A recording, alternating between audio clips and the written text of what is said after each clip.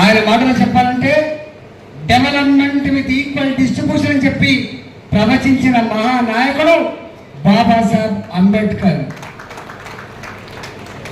ఈ దేశంలో ఎన్ని కులాలు ఉన్నాయి, ఎన్ని మతాలు ఉన్నాయి, ఎన్ని భాషలు ఎట్లా వెలువడిందో అవి కలిసిన తర్వాత వాటి కలిపి ఉంచడానికి ఒక ఫెడరల్ వ్యవస్థ ఏర్పడడానికి వారు ఇచ్చిన రాజ్యాంగం ఇవాళ 77 సంవత్సరాల తర్వాత కూడా ప్రపంచంలో గొప్ప ప్రజాస్వామిక వ్యవస్థ భారతదేశానికి మాత్రమే ఉందని చెప్పి అర్థమవుతాం.